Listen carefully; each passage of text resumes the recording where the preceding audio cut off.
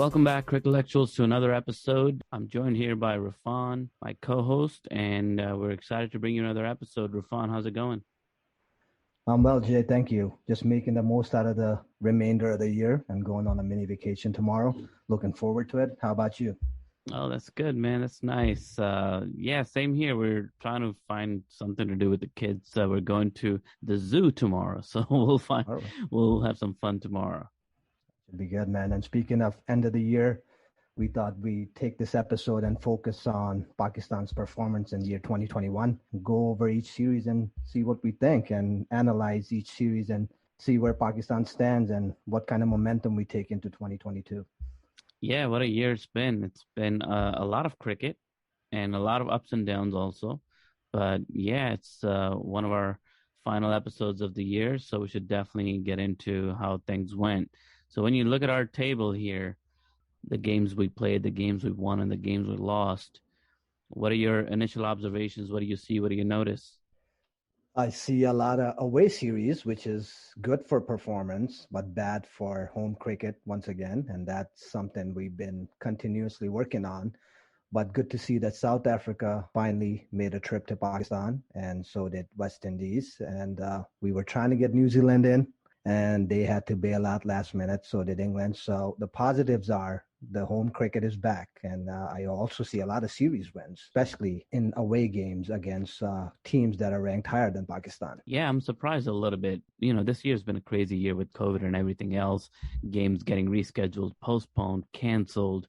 Then we had these security excuses. So much has gone on that you kind of forget how long a year is and how much cricket's been played over the years. So just some raw numbers here. We have 9 different series or games, including the World Cup or tournaments, you could say, that Pakistan was involved in.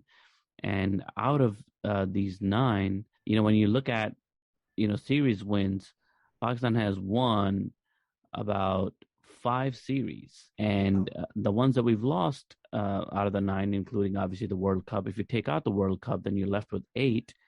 So 5 out of 8 is not that bad. The other 3, Pakistan did have some partial wins. The only series that Pakistan had a flat-out loss and no-win kind of ratio, and the total kind of loss to the series was the England series. When Pakistan went to England, when England, due to COVID, had a cancellation and Pakistan went in to fill in, that's the series that Pakistan lost both the ODI leg as well as the T20 leg. And they only won one T20 in England. To me, that's an interesting piece of this whole year's itinerary when I look at the schedule. But in every other series against New Zealand, South Africa at home and away, Zimbabwe away, West Indies away, and Bangladesh away, and then West Indies again at home. In all of these, Pakistan has registered wins. Most of them they won. And especially we registered a few series sweeps and whitewashes and progress from last year, because we always had a split series outing in previous years. I think I'd give Pakistan A plus as far as T20 is concerned. We can really break it down into test and ODI and talk about that as well. But I don't see much ODI being played, which is indicative of how good of a T20 team we have, and we're struggling with ODI still because we didn't get to play a lot of it. And test series, it's gonna be a C on and off, because we did lose to teams that are ranked higher than us, but I see good wins against the teams that are ranked below us. I was going to say something similar about the T20. My observation here, and just for the audience to narrate the table that we kind of created and we're looking at, we started the year 2021 with tournament against New Zealand in New Zealand. Then there was a series at home against South Africa, tests and T20s. Then there was a series away at South Africa, in South Africa, against South Africa, which was also ODIs and T20s. Then there was an away series in Zimbabwe, T20s and tests. And then this England series happened that we kind of just talked about. That was like the one where we lost the ODIs and the T20s. And then we went to West Indies and played T20s and tests there. And then the World Cup arrived. This is now we're talking September, October. And then after the World Cup, we immediately went to Bangladesh for a Test and T20 series. And then West Indies came to Pakistan. They just recently left mid-December. But all we got to do was the T20. So that's what we're looking at. We're just, talking about what we're observing based on the results from all of those series and events. So yes, Rafan, to your point, T20 is the clear highlight when we look at all of the wins. When I look at the T20 legs of all of these series, we have only lost one. That's the one against England, where 3 T20s were played. We lost one. They won 2.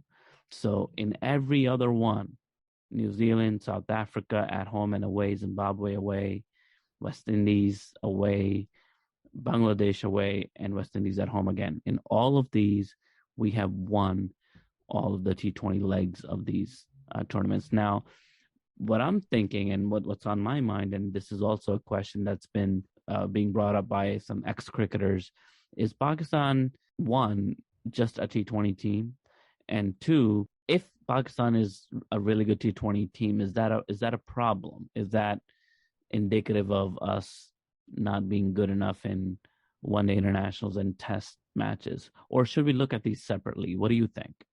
I think we mentioned and touched upon this topic in the past episodes, and I really think not only we look at it separately, we should have separate teams for each format of cricket. Whatever you see on this table that we've created, and I think our rankings align perfectly well with how we play each format. So T20, Pakistan is number 3, and not far away from India and England, who is number 1. ODI, we're number 6. And this tells you we don't play a lot of ODIs. I think we total played like 5 of them in 2021. And that used to be like the primary format that we used to enjoy. Clearly, T20 cricket is becoming bigger and bigger. And then if you look at the test rankings, Pakistan's also number 5. And the countries that played competitive tests often are India, New Zealand, Australia, and England. And if you look at this table that we looked at, we lost the test series to New Zealand early in the year, 0-2. England demolished us in ODI cricket as well. So T20 is exciting, explosive, and action-packed, but I do think we should take limited over cricket altogether seriously. And we definitely need to see and develop a better ODI team and at least play more ODIs and schedule them. Pakistan always opts out to play more T20s, sometimes one test match or 2, and barely any ODIs, if they do play any. Why are we in so much rush? Are we not able to secure enough time with other teams? And it's not like they're coming to Pakistan, which is not happening as often. So I don't know what the problem is, but to answer your question, I don't think we should just focus on T20 team. If that's the case, we need separate teams for each format going forward. And we definitely need to ensure we have, if not more, as many ODIs and tests scheduled in each series going into 2022. Good point. Another thing I notice here is, we started the year off kind of like a mixed bag, even though we secured wins. But I remember now that I'm thinking about this, that in the beginning of the year, there was a lot of talk about the New Zealand series, the South Africa series, both of the South Africa series and Zimbabwe series, because a lot of critics were saying that New Zealand, they had their second strength team available for Pakistan, because I think the IPL something was going on that some of New Zealand's key players left, this series to go do something else. Right. So that was one thing. And Pakistan won the T20 series, lost the test series to, 2-0. They didn't win any of the 2 tests. But with that second strength team, Pakistan did not do as well in the tests. And there was a lot of criticism at that time about why Pakistan didn't do well against a team that is not a full-strength New Zealand team. And the same thing I remember happening, the South African team that visited us was definitely not their full-strength team. And there was the same criticism, like we should easily be winning and defeating the South Africa team. And we won, so that's great. And then when we visited South Africa and Zimbabwe, obviously, South Africa was also going through a lot of transitions at that time, and there was a bit of turmoil in South Africa cricket, and there was a lot of talk about this team is not what it used to be. And Pakistan did win while they were away, both in Zimbabwe and South Africa. So the first half of the year leading up to that Team England, I guess the series in England where we lost both the ODIs and the T20s was really just mired with a lot of criticism of Pakistan that we're not really dominating the teams that we're supposed to be dominating. And in the first half of the year, even though we secured some wins, they're not making a statement per se. So that's what I remember about that part of the year. Then the loss against England was kind of like a wake-up call. Like, see, like a lot of critics were saying, see, this is what we were talking about. You're playing lower-level teams, partial teams, half-strength teams. You're winning and thinking that you're doing great. But as soon as you play a team like England, a full-strength team, you lose. So there's a lot of that going on in media. And then all of that, I think it's interesting. It starts to change right like at the World Cup time period.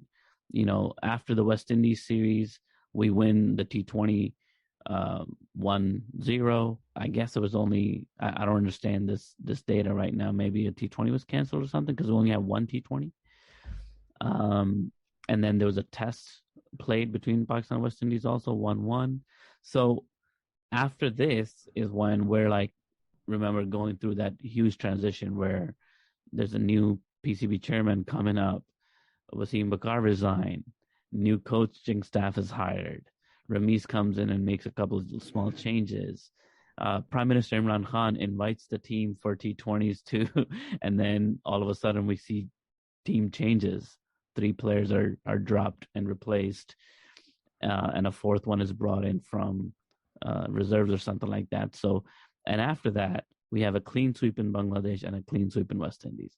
So that's really interesting. That September, October time was like a turning point, and we ended the year with straight wins in every format. So that West Indies 1-0 is actually 4 matches and 3 got washed out. And Pakistan won the only one that they played. Got just it. to clarify that.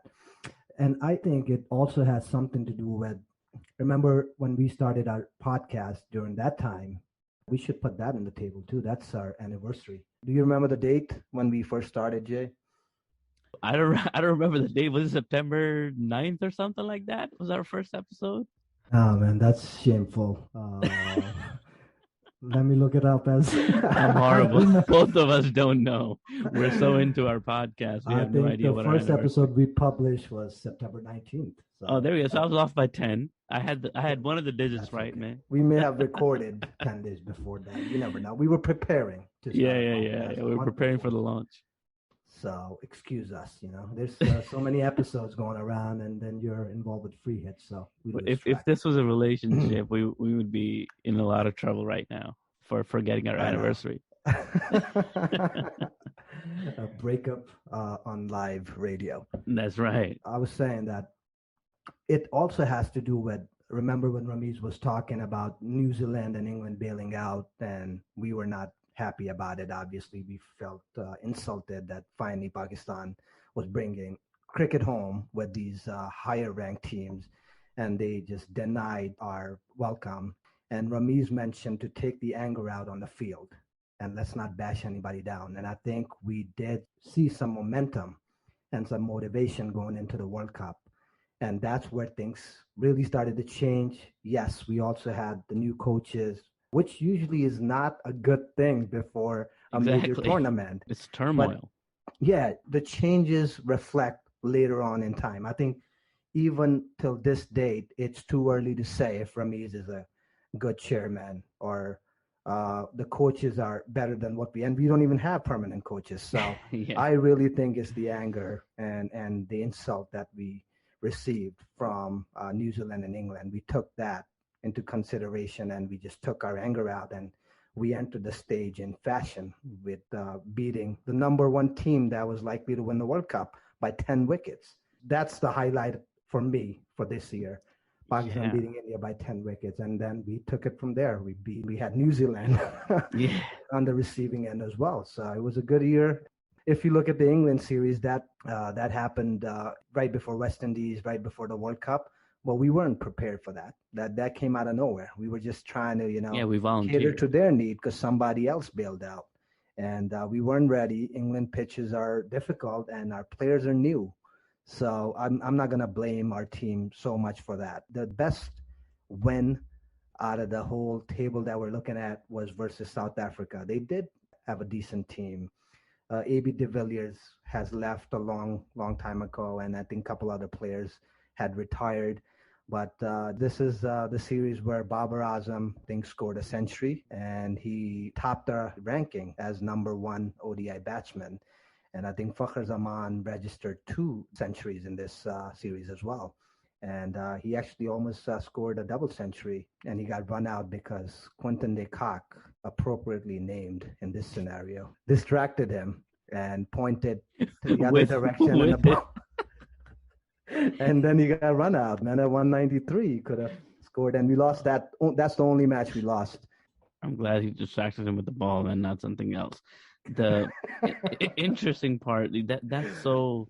I'm so glad you kind of zoomed in on a couple of these games. I agree with you. I think World Cup was the highlight.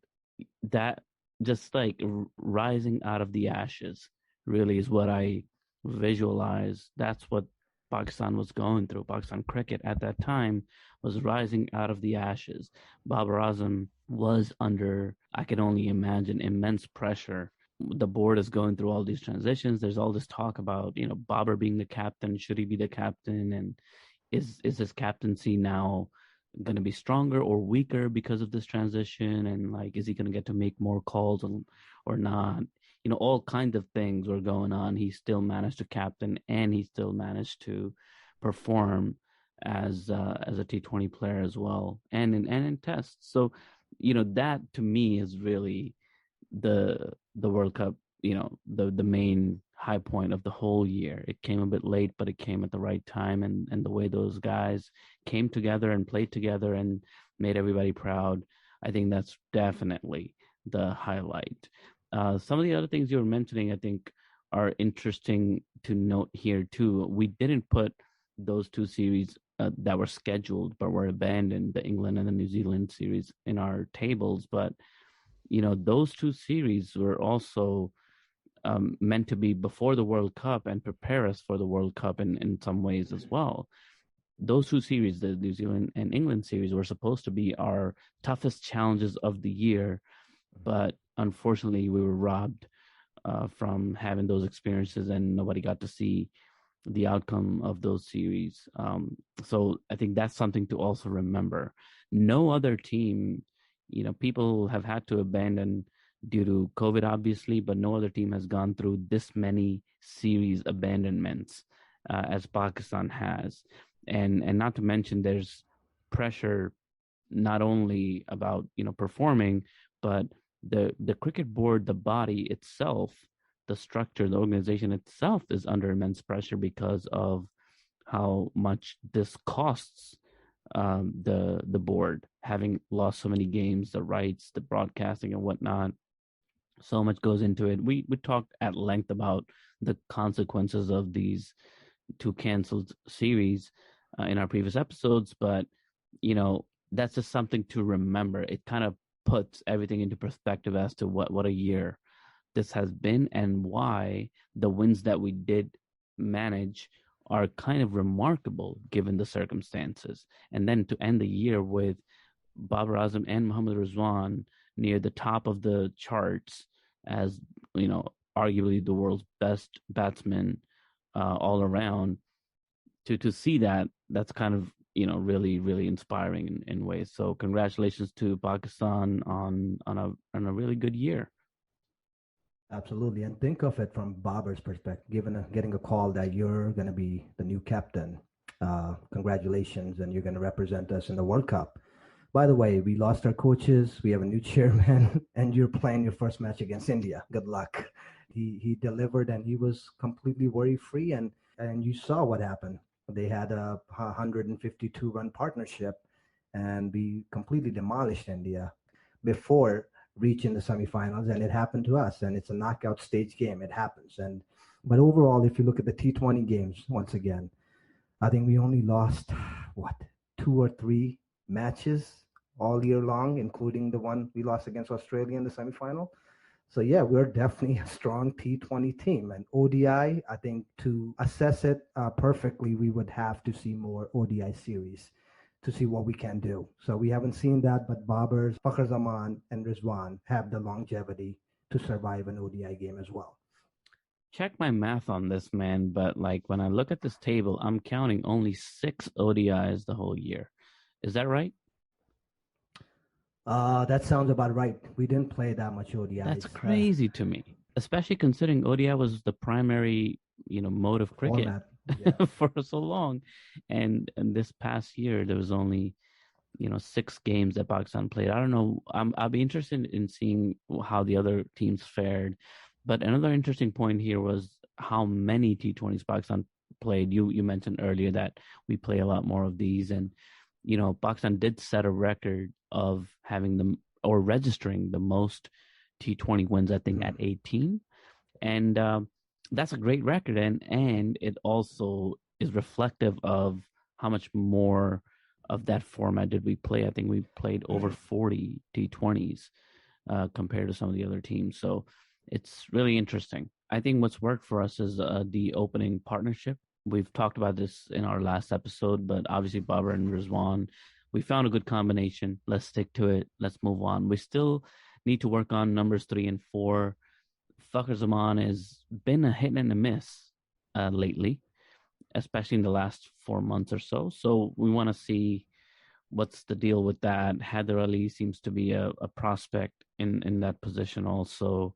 Khushdil Shah seems to be a prospect in that also. Obviously, I'm talking about T20 right now. So in that, there's still that middle order conundrum that we were in. We're not so much in a conundrum, I guess that's not the right word anymore, but we're more stable than we were before. But now that Shoaib and Hafiz are probably going to be leaving this year, 2022, they're probably going to be on their way out.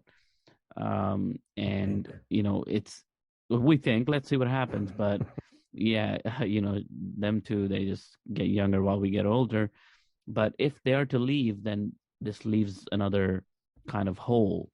That the hole that we've been trying to close for the whole year remains, or is going to open back up again starting next year. So I think that's the thing to work on. The feeling's been on and off. There were some games, especially the last few, the way we closed the year out, the feeling looked really good. The energy and all of that looked really good. But then there's some games that we're dropping catches again and stuff. So there are things to work on over there in that department, clearly. And I think that's a department that you're always working on. That's not a department you ever, stop working on, especially if you're Team Pakistan, you're always going to be working on that. So I think that's an evergreen kind of an area for us to work on. So those are two things I think for me. I'm satisfied with the bowling. I think there's also, like you mentioned before, we got a pipeline of really good bowlers, and they're just waiting to get a chance. So we're in a good place with that. We got a bench full of bowlers ready to go, roaring to go. We saw Wasim Jr., we saw Dhani as well. So, we got a couple pacers, strike bowler level pacers waiting to be given a chance. So we're in good shape over there. We're just really, going from numbers 3 to number 6. That's still, those 3 players we need to figure out, those 3 to 4 players in T20. In test matches, we have a pretty good combination too, I feel. The bowling is pretty much the same outfit as our T20 bowling, I guess excluding Harsh Rauf, but we have a pretty good bowling side in test matches. Our batting is actually, top order is pretty solid in test matches with Fawad Alam, Abid Ali, and I know we're going to have probably a retirement over there too somewhere. And I don't know who the replacement is going to be like for Azhar Ali, for example. But if and when that happens, we'll cross that bridge. But I think it's stable. Now, perhaps we should be more critical because, especially in ODIs and tests, our ranking is so low. So maybe, we shouldn't be satisfied with what we got going on right now. But the team feels stable. The games that I've seen haven't been straight wipeouts. People haven't really destroyed us in test matches, even when we lost. And there aren't many that we lost. So, once we start playing quality opposition starting in March with Australia in 2022, we're going to see some of these bigger holes that we may not have identified before. So I'll wait till then. But I think to end the year, we did good in our opening batting and our bowling overall. Completely agree with you. We're definitely doing a lot of experiments and rotation.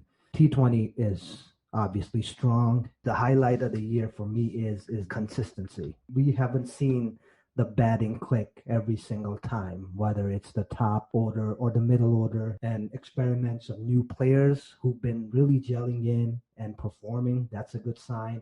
And we finally have more than one batsman that we can rely on. We have Rizwan, who always had Babar. We have Heather Ali, Fakhr Zaman, like you said, on and off.